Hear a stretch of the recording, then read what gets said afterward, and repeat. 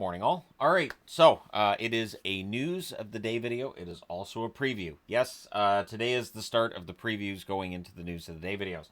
So we will start off with the news portion, and then the preview will be at the end. I will do a timestamp for when the preview gets started if you wanted to watch that portion. So Drew Doughty is set to make his season debut tonight. He is back. The LA Kings playing in Florida tonight, so you get Doughty back for that game. We'll see how that affects ice time for defensemen. We'll see how it affects the points totals for some of those defensemen in LA as well. Because you have to think it won't be very long before Doughty's playing all the really important situations. And so, yeah, for guys like Clark, Spence, especially, I would think, being younger defensemen, we'll see what this does to their ice time. But it's good news for the LA Kings to get Doughty back. He does still have that potential chance. If they need a right-hand defenseman on Team Canada, if they decide Doughty's the guy, I wouldn't be that surprised, although there are definitely some other options out there as well. Nico Hischier, so it has gone from day to day. Now Sheldon Keefe has said that it is week to week for Nico.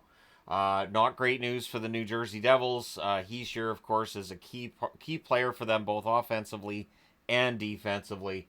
And so having him out for a period of time beyond a week is a lot. And anytime I hear week to week, it means for me a minimum of at least 2 weeks that a player is going to be out.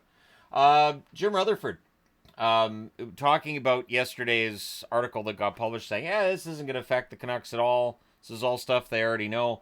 The thing with that is that bringing it into the public eye like that isn't really something general managers or team presidents do.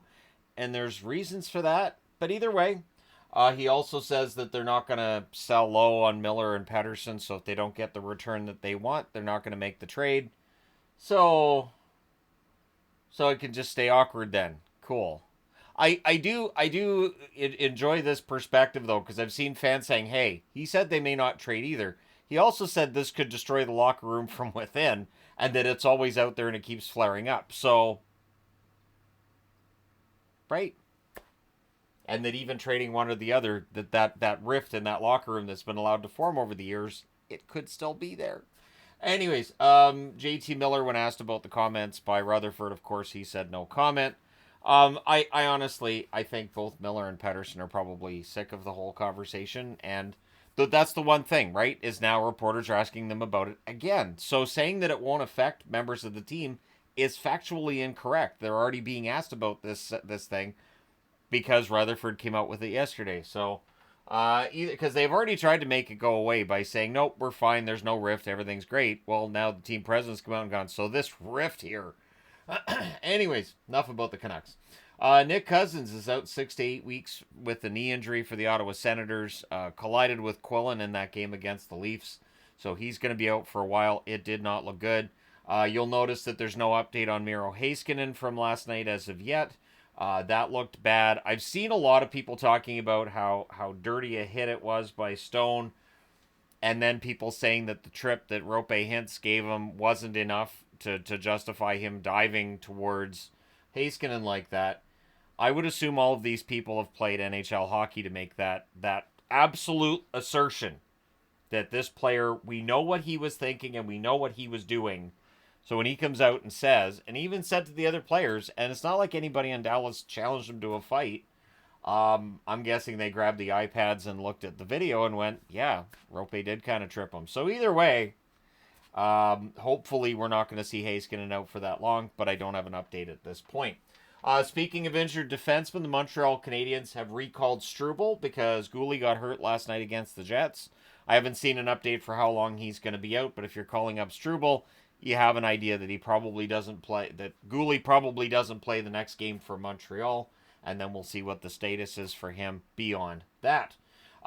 Interesting note with the New York Rangers, and this was something I meant to put on the board last night with the Carolina game against the Rangers, and I didn't. I saw it posted on the formerly known as Twitter. So Rantanen and Hall both got their first points as Carolina Hurricanes players against the New York Rangers. Then Drury and Natchez also, on the weekend, got their first points as members of the Avalanche against the Rangers. That's weird. That's a trivia answer somewhere down the road. That all of the players involved in this trade that are currently at the NHL level all got their first points with their new team against the New York Rangers. So, yeah. For the New York Rangers, of course, things have started trending in the wrong direction again. The 10-game point streak has now turned into a 2-game losing streak, and so yeah, it's going to be interesting to see how the Rangers do from here. But at least they don't have to worry about Colorado for a while. So with 4 nations being close and a lot of players being hurt, I mentioned Heiskanen. If he's going to be out, Finland's going to have to name a replacement. Ersson has been named as a replacement for 4 nations for Markstrom. Markstrom's going to be out, so Ersson comes in for Team Sweden, and all the best to Sam Ersson. So I figured I'll wear a Philadelphia jersey. Wish him the best with that, but Ersson coming in for Markstrom. Yeah, we'll see how that goes. So yeah, there's your news of the day portion of the video. All right, transitioning into the preview portion now. There's 5 games tonight in the National Hockey League. We have 3 starting at 7 Eastern, 4 Pacific, 1 2 hours after that, and 1 a half an hour after that.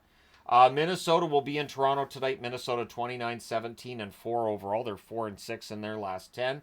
Toronto 30-18 and 2. They're 5-5 in their last 10. One of the things that's interesting to me right now around the NHL is how many of the top teams have kind of a mediocre record over this month.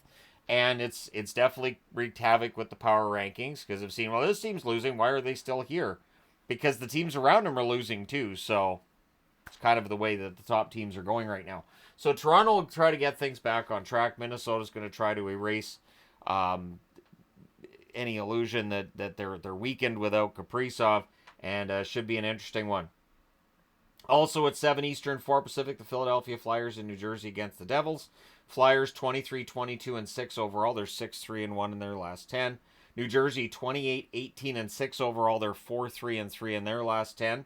So again, New Jersey 4 wins in their last 10. Philadelphia is playing all right, and if New Jersey doesn't bring their A game tonight, Philadelphia could beat them.